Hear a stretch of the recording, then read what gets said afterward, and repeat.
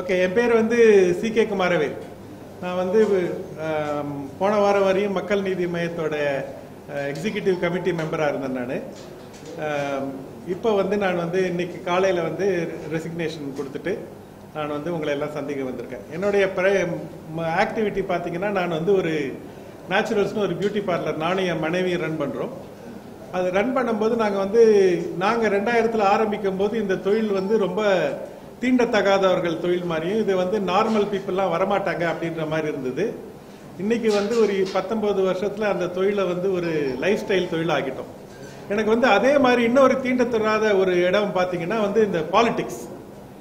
அந்த பாலிடிக்ஸ் வந்து அதே மாதிரி நிறைய பேர்லாம் இந்தவங்கெல்லாம் படித்தவங்க இவங்கெல்லாம் வந்து தள்ளி நிற்கிறாங்க. அது வந்து சேரக்கூடாது அப்படின்ற மாதிரி சொன்னாங்க. நான் வந்து அந்த பாலிடிக்ஸை லைஃப் ஸ்டைல் ஆக்டிவிட்டி ஆக்கணும் அப்படின்றது எனக்கு ஒரு கனவாக இருந்தது. அதை எப்படி நனவாக்குறதுன்னு பார்க்கும்போது, போன வருஷம் வந்து கமல் சார் வந்து மக்கள் நீதி மையம் சொல்லி ஆரம்பித்தார். ஆரம்பிக்கும் போதே அவருக்கு ஒரு 2 மாதத்துக்கு முன்னே அவரை சந்தித்து, உங்களுடைய வந்து விஷன் எனக்கு ரொம்ப பிடிச்சிருக்குது, எனக்கும் வந்து அதே கோவம் இருக்குது, அந்த கோவத்தை வந்து சேனலைஸ் பண்ணி எடுத்து பண்ணணும் அப்படின்னு சொல்லி நானும் உங்களோட சேரணும்னு சொல்லி கேட்டேன்.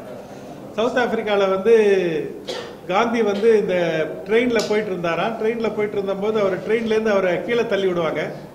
கீழே தள்ளி விட்ட உடனே வந்து அவர் வந்து கோவப்படுவார். அந்த கோவத்தை அவர் வந்து சேனலைஸ் பண்ணி அவர் வந்து ஆக்ஷன் பண்ணார். நம்மெல்லாம் இன்னைக்கு வந்து ஒரு ஃப்ரீ இந்தியாவில் பேசிட்டு இருக்கிறோம். Anger when channelized becomes a powerful resource. Anger if not channelized, it becomes frustration and eventually negativity ஆகிடும்.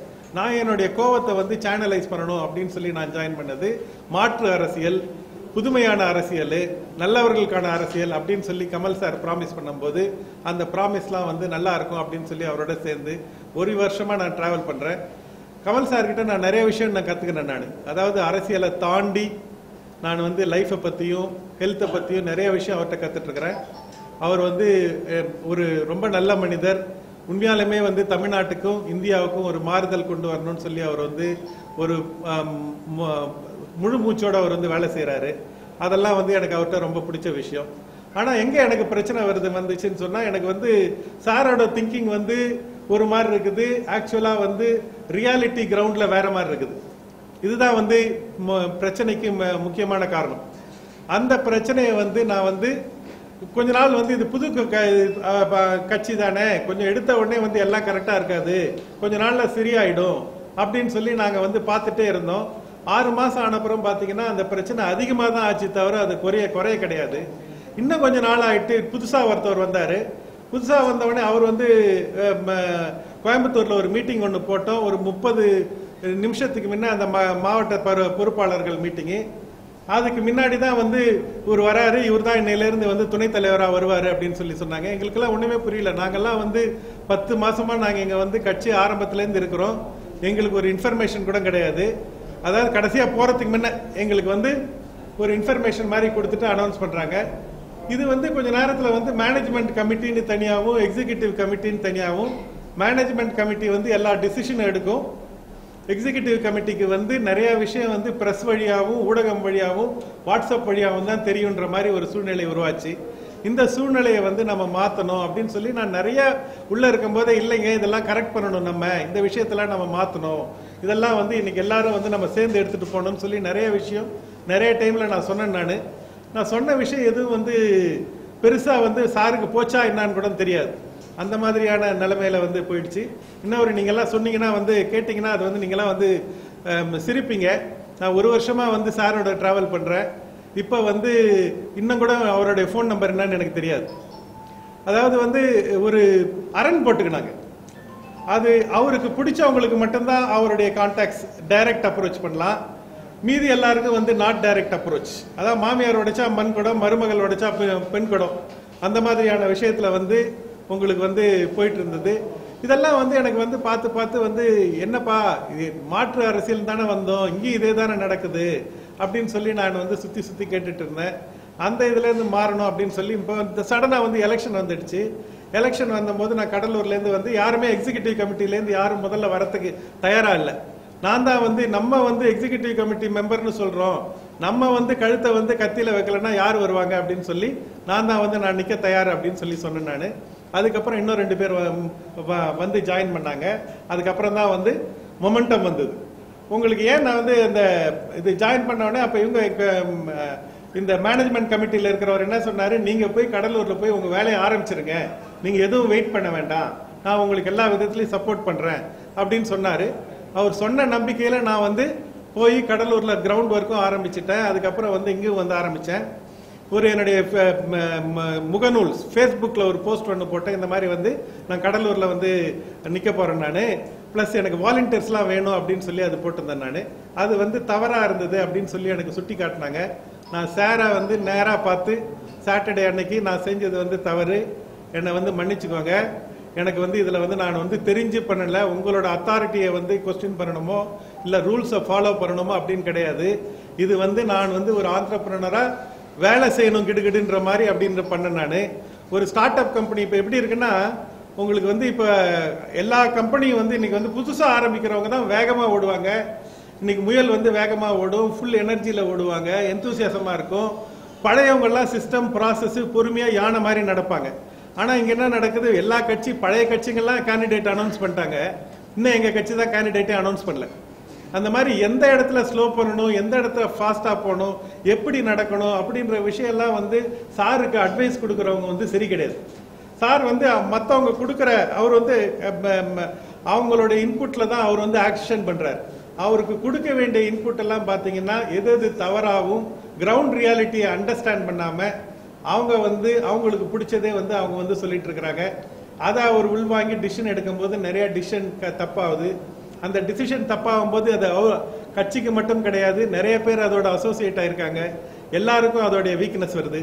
அதனால நான் வந்து யோசிச்சு பார்த்து நான் சார்கிட்ட சொன்னேன், என்னால் உங்களுக்கு வந்து அந்த ப்ராசஸில் வந்து பிரச்சனைன்னா அது வந்து வேண்டாம், அது நான் வந்து எலெக்ஷனில் நிற்கல, நான் வந்து என்னோட இதை வந்து நான் விளைவிக்கிறேன்னு சொன்னேன். இன்னொரு எனக்கு ரொம்ப என்ன ஒரு இந்த கோவப்படுத்துகிற விஷயம் என்ன பார்த்தீங்கன்னா, அந்த இன்டர்வியூக்கு மீட்டிங்க்கு நான் வந்து இன்டர்வியூக்கு போகிறேன். நான் அந்த இன்டர்வியூவில் வந்து 2-3 ஜாம்பவான்லாம் இருக்கிறாங்க, அதாவது எக்ஸ்டர்னல் பீப்புளெலாம் இருக்கிறாங்க, சார் இருக்கிறாரு, எங்களுடைய இவங்க வந்து எக்ஸிகியூட்டிவ் கமிட்டி மெம்பர் 2 பேர் இருக்காங்க, கூட வந்து ஒரு வாரத்துக்கு முன்ன சேர்ந்த கோவை சரலா இருக்காங்க.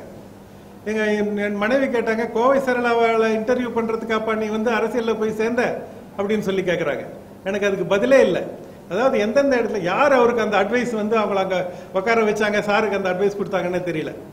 யார் யாரை எந்தெந்த இடத்துல எப்படி வைக்கணும், எப்படி அவங்க ஒரு கேம்பெயினராக இருக்கலாம், ஒரு நடிகையாக இருக்கலாம், ஒரு காமெடி பண்ணுறவங்களா இருக்கலாம், அவங்கள கூப்பிட்டு வந்து எக்ஸிகியூட்டிவ் கமிட்டி இதில் வந்து இன்டர்வியூ பேனலில் போட்டு அவங்கள வச்சு எங்களை வந்து இன்டர்வியூ பண்ணுறதெல்லாம் வந்து ரொம்ப வந்து அது வந்து இதெல்லாம் சின்ன சின்ன விஷயமா இருக்கு. இந்த மாதிரி நிறைய விஷயம் கண்டினியூஸாக நடந்துட்டு இருக்கு. இன்னொன்று வந்து சொன்னாங்க, இங்கே வந்து நீ வந்து ஃபேஸ்புக்கில் போட்டுட்ட அப்படின்னு சொல்லிட்டு, அதே இதில் வந்து என்னுடைய நண்பர் அவங்க வந்து எனக்கு சொல்றதுக்கே வந்து இதுவாக இருக்கு, கமிலா மேடம், கமிலா நாசர் வந்து அவங்களோடும் வந்து அவங்களுடைய வாட் யூ கால் சோஷியல் மீடியாலையும் வால் போஸ்டர்லையும் எல்லா இடத்துலையும் இன்னைக்கு வந்து அரசியல்னா ஒரு கேண்டிடேட் ஒரு எந்தூசியாசம்ல எழுதுறது, இவ்வளவுதான். இது ஒரு ரொம்ப சிம்பிளான விஷயம்.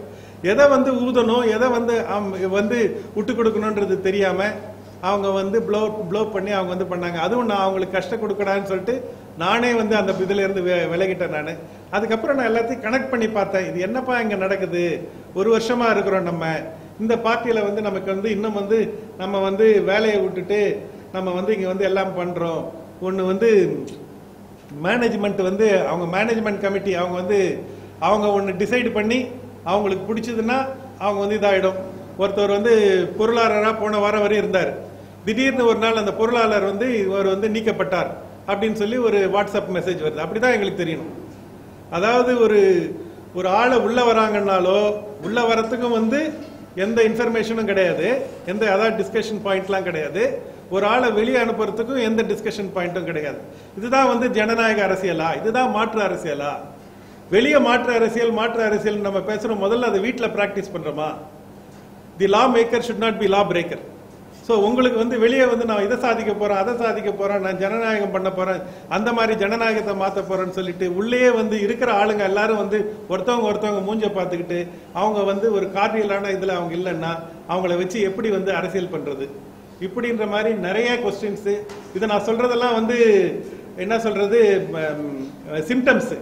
இது காசு என்னன்னு பாத்தீங்கன்னா, இந்த மேனேஜ்மெண்ட்னு ஒரு குரூப் அவங்க வந்து சோமர்செட்ல உக்காந்துக்கிட்டு அவங்களுக்கு வந்து அங்கிருந்து டிசிஷன் எடுத்துட்டு அவங்க இங்க வந்து கொடுப்பாங்க. இந்த டிசிஷனை வந்து நாங்க இம்ப்ளிமெண்ட் பண்றதுக்கு வந்து எங்களால வந்து கிரவுண்ட் ரியாலிட்டி சொன்னா அவங்க கேட்க மாட்டாங்க.